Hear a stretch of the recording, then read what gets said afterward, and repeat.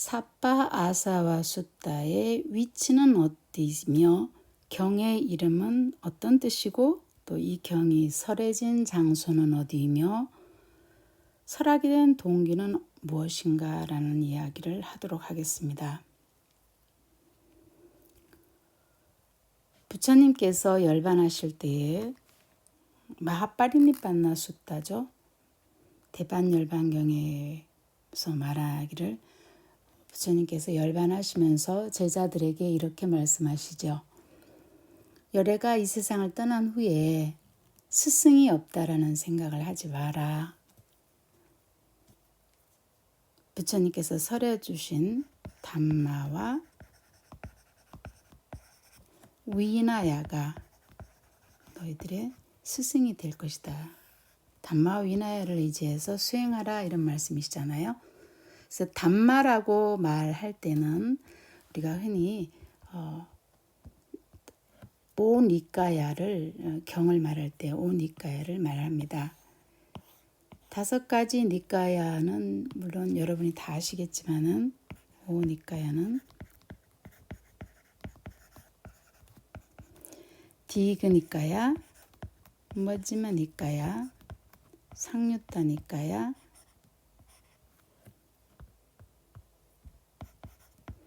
앙구타라니까야, 그리고 쿠타카 니까야가 있죠. 이 가운데 머지마니까야, 중간 길이의 경들로 모아진 머지마니까야의 두 번째 경이 바로 삿바 아사와 숫다입니다. 머지마니까야는 경이 152개의 경들로 이루어져 있습니다. 그 가운데 두 번째 경이라는 뜻이죠. 그 다음에 이 경의 경 이름을 얘기하자면 3가지의 단어가 합쳐져서 된 그런 경명입니다. 삿바, 모든 이란 뜻이죠. 아사와에 대한 가르침이 들어있는 그런 경입니다. 삿바에서의 아와 아사와에서의 장음의 아가 더해져서 장음의 아로 하나로 합쳐졌는데요. 합성될 때 뒤에서 우리가 경의 이 이름에 대해서 아사와를 설명할 때 또 좀 더 자세히 나오기 때문에 여기서는 생략하도록 하겠습니다.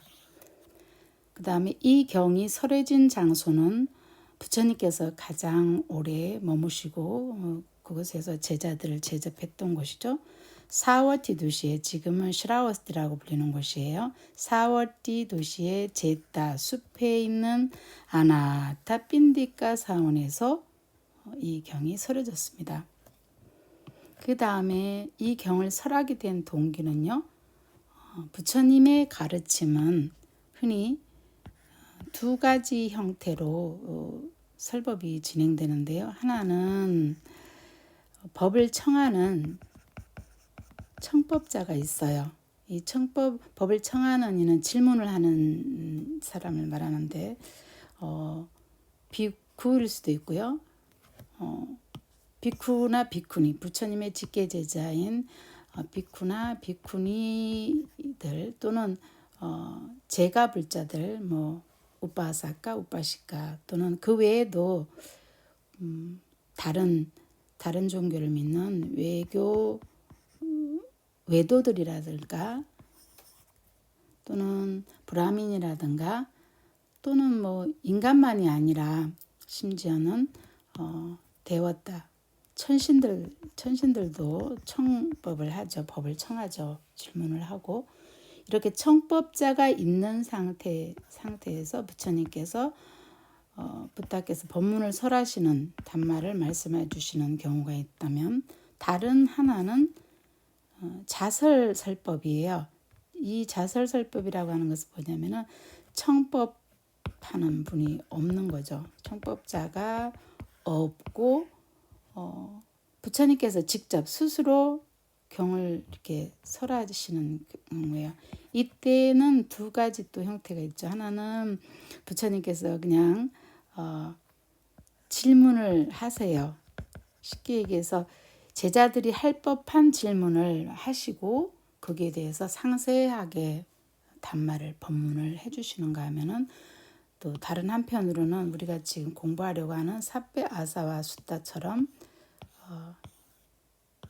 질문 없이 그냥 다이렉트리 바로 부처님께서 나는 이러이러한 것을 너희들에게 설하겠다라고 말씀을 하세요.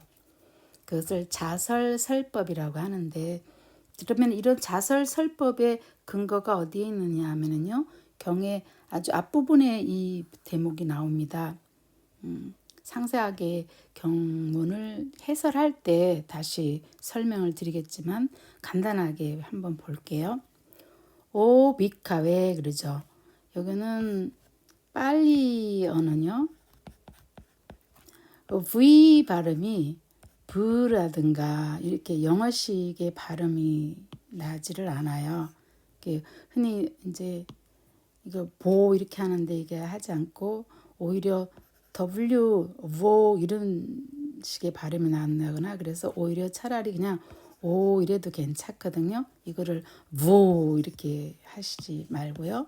그래서 빨리에서는 그런 특이한 그 발음이 몇 가지들이 있습니다. 오 비카베 비쿠들이여, 오 비쿠들이여, 그렇게 말씀하시죠.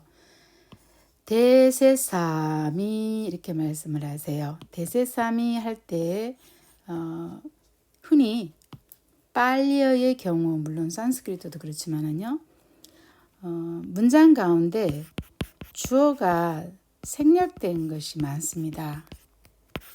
우리가 마치 간다 뭐 이렇게 말할 때 나는 간다 이렇게 하지 않아도 주어가 내가 간다라는 얘기가 있듯이요. 밥 먹었냐? 뭐 예를 들어서 그랬을 적에 너는 밥을 먹었냐? 이렇게 구체적으로 주어가 들어가지 않아도 마치 우리 언어가, 우리 한국말이 그런 부분이 있는 것처럼요.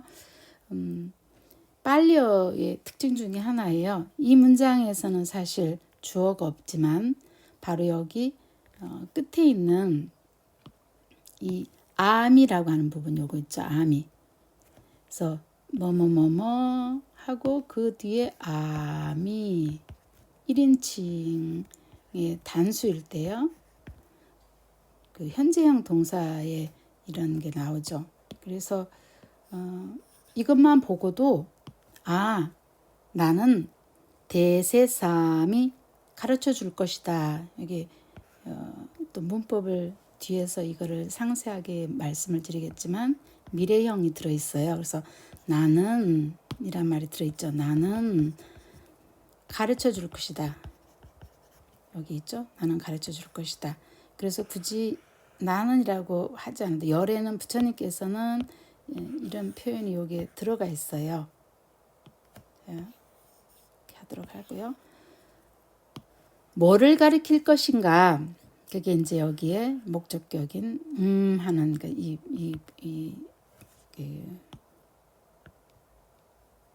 격이 나오는 거죠. 여기서 그런 상세한 것은 나중에 하고요. 삽바 모든 아사와를 상와라, 모든 아사와들을 방지하는, 제어하는 그러한 파리야야 방법을 가르쳐 줄 것이다. 다이렉트리 그렇게 말씀하셨어요. 물론 그 밑에는 이제 뒤에 나중에 경문을 해석할 때 나오기 때문에 여기서는 그냥 상세히 하지 않고 갈게요.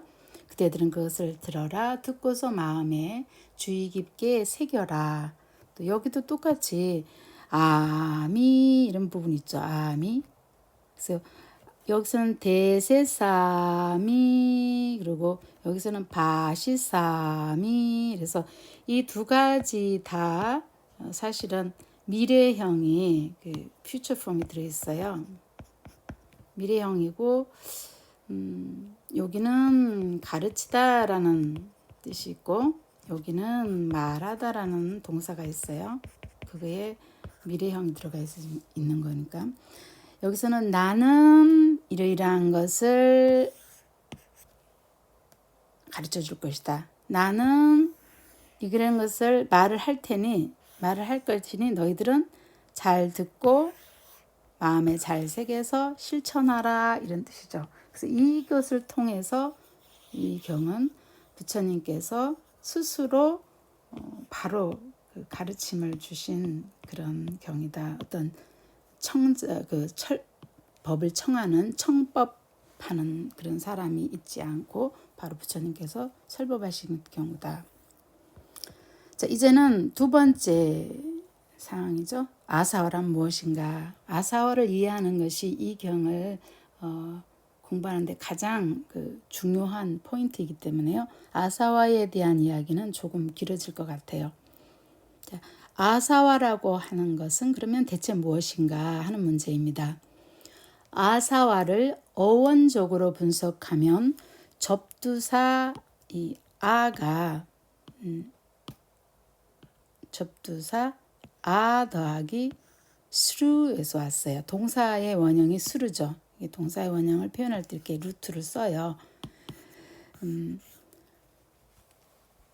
아라고 하는 것은 어디를 주로 이렇게 향해서 갈 때를 주로 아를 써요. 뭐 향해 가거나 또는 향해 오거나 주로 가다 할 때게 가차 띠 그러면은 여기는 이제 아까 1인칭에서 아미 했던 것처럼 3인칭 단수 현재일 때 3인칭 단수 현재일 때 동사의 끝이 띠가 되죠.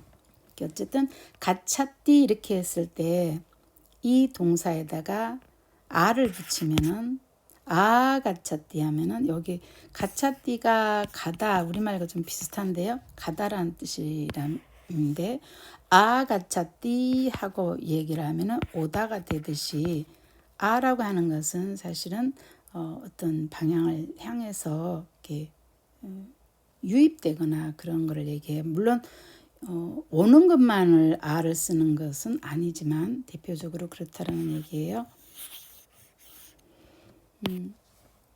수루라고 하는 것은 루트 수루는 뭐가 이렇게 수루수루수루 마치 물이 이렇게 밀려오다든지 아니면 어떤 기운이 이렇게 싹 오는 것처럼 이렇게 흐르다라는 뜻이 있습니다. 흐르다.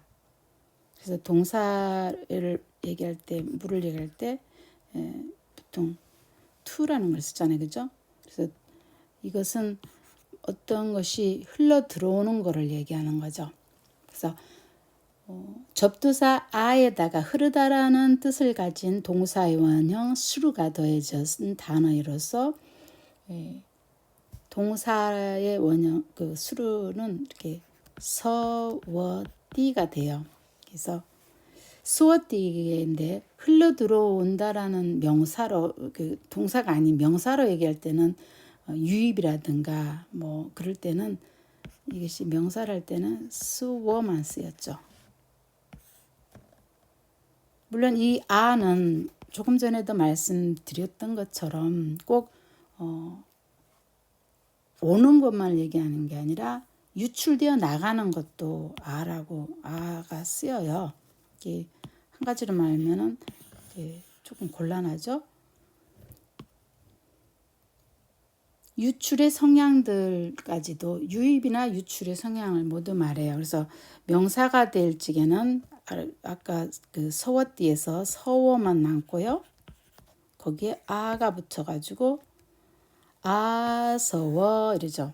이게는 이제 결국에는 이 아서워라고 하는 것이 하나의 새로운 단어의 명사가 되었습니다. 아사와를 흔히 그 영어로는 influx 그래서 유입하다라고 번역하는 경우가 많아요. influx라는 용어는 오염되는 그런 어떤 바이러스처럼 오염원들이 유입되거나 유출되어서 마음의 가장 깊은 곳에 존재하고 또 그것이 끊임없이 인간으로 하여금 그 사람으로 하여금 아사와를 가진 사람으로 하여금 윤회를 하게 해요. 가장 큰 그 나쁜 점 중에 하나가요. 윤회를 하게 하는 연료로 쓰이는 게 바로 아사와인 거죠. 그래서 저는 물론 한국에서는 이거 사빠 아사와 숫다를 모든 번뇌의 경 이렇게 번역을 많이 하시는 경향이 있는데 저는 그냥 아사와 삿바서 숫다를 모든 아사와를 제거하는 가르침 뭐 이런 식으로 아사와라는 단어를 좀 그대로 쓰고 싶어요. 제가 흔히 그런 얘기를 종종 잘 하는데요. 우리가 뭐 아이스크림이라든가 김치라든가 이런 것들을 다른 나라에 가서 그 단어가 쓰일 때는 특히 우리나라의 김치 같은 경우에요. 결국엔 똑같은 형태로 설명이 되어지지 않으니까 결국에는 그냥 김치라고 쓰듯이 아사와도 좀 그런 것 같아요. 그래서 요즘은 어떤 좀 추세가 이걸 굳이 번역한다기보다는 그대로 아사와라는 단어를 사용하는 경향이 더 많아졌습니다. 왜 그러냐면은 단지 번뇌라고 하는 단어만은 번뇌는 주로 오히려 낄레사라는 단어를 더 많이 쓰는데 번뇌라는 단어로는 만으로는 물론 그 뜻도 있어요. 그러나 그 단어만으로는 아사와를 전부 다 커버하기에는 조금 부족한 면이 없지 않아 있어서 그렇죠. 왜냐하면 윤회를 하게 하는 연료가 되는 것이 아사와이고요. 또 아사와는 마치 나쁜 상처에서 나오는 고름 같은 거 있잖아요. 다른 배설물들을 그렇게 가리킬 때 뭐 폐수나 오수나 이런 거를 얘기하는 경우인데 보다 더 비유적으로 얘기하면은 특히 번역으로 가장 유명하신 비크 보디스님 같은 경우에요. 그런 것을 오염시키는 그런 마음이나 우리들 아사와가 몸과 마음에 상처를 내서 오염시키는 그런 것이다라는 의미로 비크 보디스님 같은 경우는 비유적인 표현으로 이렇게 캔커라는 단어를 많이 쓰셨어요. 무엇이 됐든지 간에 또 이 캔커는 물론 어학적인 용어로는 뭐 피부에 옴이나 입안에 이렇게 생기는 옴 같은 이런 걸 말하지만은요. 그 외에도 더럽다거나 오염이라든가 부패, 타락 뭐 이런 뜻을 가졌습니다. 또 한 가지는 여기에도 제가 물론 써놨는데요. 테인트라는 거요. 이 단어 같은 경우에도 우리가 조금 이 번역을 해놓은 것도 뜻을 살펴보면은 이 테인트라는 것이 그냥 오염만 시키는 것이 아니라 죽음을 초래할 정도예요. 죽음을 초래할 정도로 그렇게 오염시키는 거죠. 마치 우리 코로나처럼요. 또 커럽션 같은 경우에 이런 거 부패, 그냥 부패하는 게 아니라 여긴 전부 다 마음을 부패하게 하거든요. 마음을 부패하게 하는 것들. 그 다음에 여기에는 어떤 그쪽으로 첫 번째 시간에 말씀드렸던 것처럼 우리 마음이 계속적으로 어떤 본질적인 것에 대해서 너무나 집착하고 거기에 중독이 되는 그런 게 있는 것처럼 그런 거에 대해서 얘기한 것처럼 이 아사와는 실제로 인톡시켄트라고 그래서 도취되거나 중독성이 아주 굉장히 강해서 그 아사와를 우리가 쉽게 벗어나지를 못하죠. 또 뭐 편견이라든가 타락이라든가 미저리, 불행 같은 거요.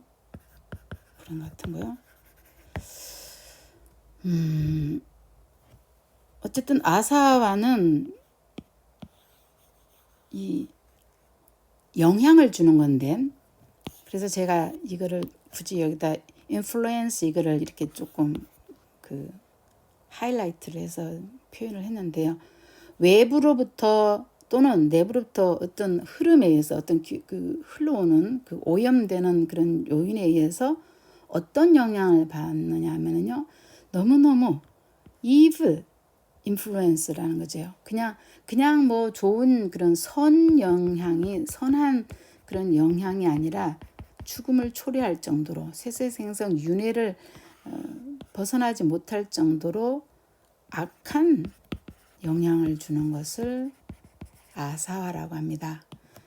그러니 그냥 번거롭고 괴로울 정도의 번뇌보다는 엄청난 그런 강한 의미가 있는 셈이죠. 아사와는. 우리 마음이 외부와 내부의 어떤 그런 상호 영향을 받았을 때, 마음이 맑고 깨끗하지 못할 때, 이런 형태로 마음을 휘젓고 물들여서 결국에는 바로 이 아사와의 통제하에 사람을 놓이게 할 때, 그것이 그 사람을 완전히 꽁꽁 묶어서 윤회를 하게 하죠.